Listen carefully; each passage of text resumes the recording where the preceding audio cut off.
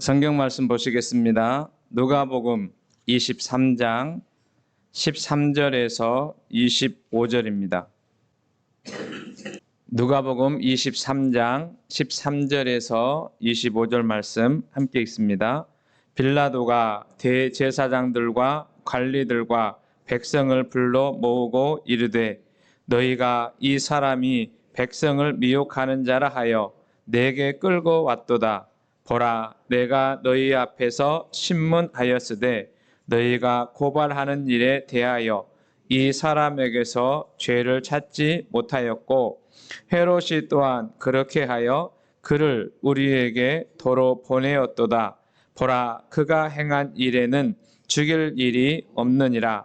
그러므로 때려서 놓겠노라. 무리가 일제히 소리질러 이르되 이 사람을 없이 하고 바라바를 우리에게 놓아 주소서 하니 이 바라바는 성중에서 일어난 밀란과 살인으로 말미암아 옥에 갇힌 자러라.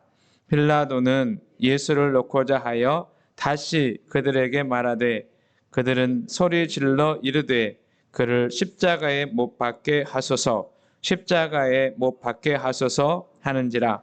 빌라도가 세 번째 말하되 이 사람이 무슨 악한 일을 하였느냐?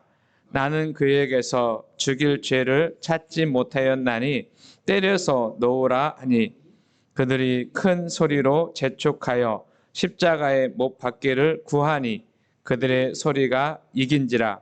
이에 빌라도가 그들이 구하는 대로 하기를 언도하고 그들이 요구하는 자 곧 밀란과 살인으로 말미암아 옥에 갇힌 자를 놓아주고 예수는 넘겨주어 그들의 뜻대로 하게 하니라. 아멘. 우리 좌우 옆에 계신 분들하고 같이 인사 나누겠습니다. 사랑합니다. 사랑합니다. 사랑합니다. 오늘 주님의 은혜가 우리 모두에게 함께 하시기 바라고요. 어제 오후부터 단비가 이렇게 내려서 촉촉해진 것 같습니다.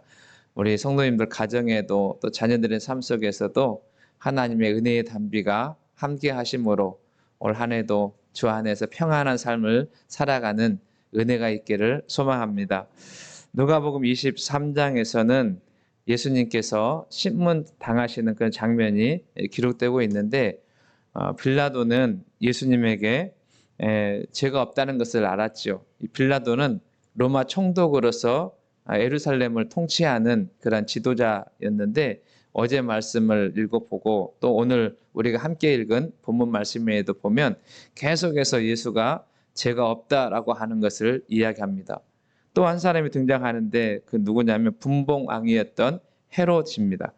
이 헤롯도 오늘 본문 말씀을 보게 되면 예수님이 죄가 없다라는 걸 알았어요. 그러니까 두 사람이 지금 로마 총독으로 파견된 빌라도도 죄가 없다는 것을 이야기하고 또 그것을 분봉왕이었던 헤롯에게 예수님을 보내므로 재판을 해라 그랬잖아요.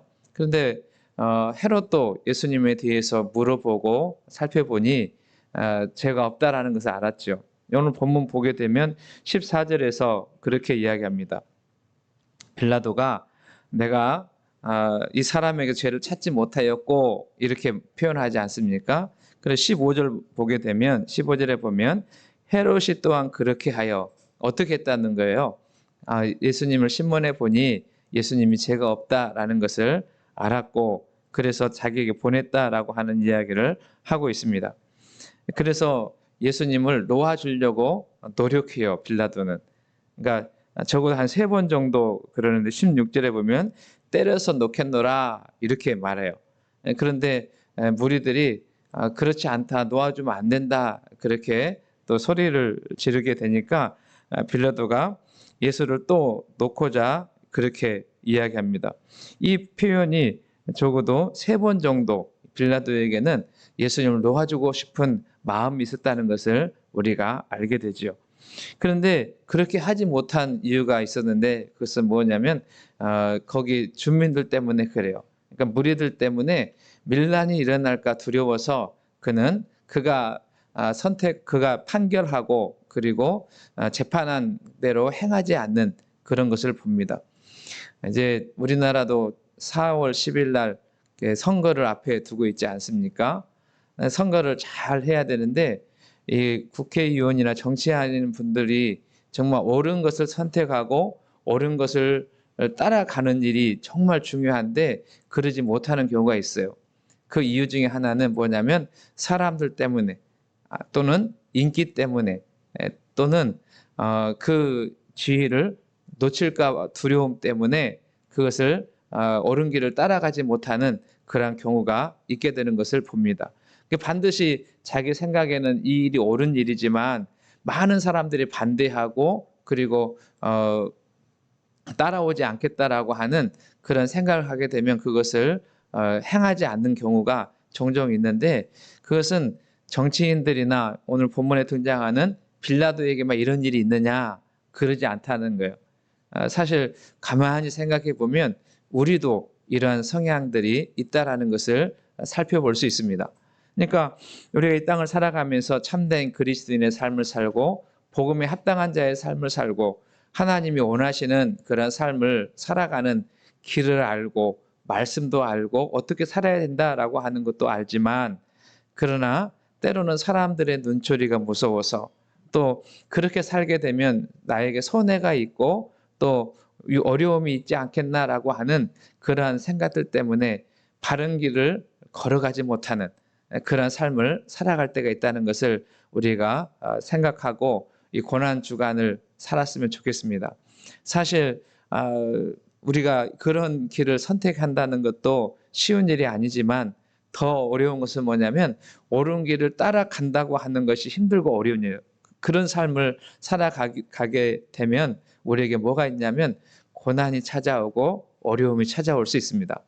그런데 성도는 이 땅을 살아가면서 옳은 길에 또 하나님이 기뻐하는 길의 삶을 살아갈 때에 고난이 오고 어려움이 있다 할지라도 그 길을 묵묵히 한 걸음씩 한 걸음씩 걸어가야 되는 것이지요.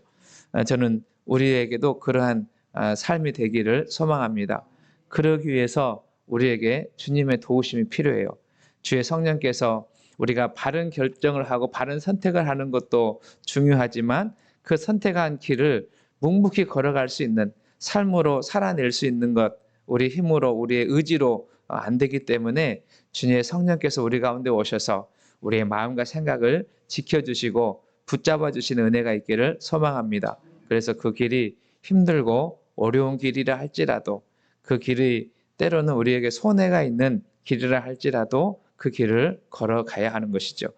사실 우리가 예수님을 생각해 보면 예수님은 오늘 빌라도도 그리고 그 헤롯도 그리고 베드로 사도를 보게 되면 베드로 사도도 예수님이 죄가 없으시다라고 하는 것을 증거하고 말씀합니다. 그럼에도 불구하고 예수님은 고난의 길을 걸어가신 거예요. 왜 그렇습니까? 그것은 죄와 허물이 맞는 우리를 살리기 위해서 우리에게 영원한 영생의 복을 주시기 위해서 그 길을 묵묵히 걸어가십니다. 때로 우리의 삶 속에서도 이러한 선택의 길에 섰을 때에 옳은 선택을 할 수 있게 바라고 오늘 찬송처럼 옳은 길을 걸어갈 수 있는 믿음과 또 삶이 우리 공동체 가운데 성도들 삶 속에 있는 은혜가 있기를 소망합니다.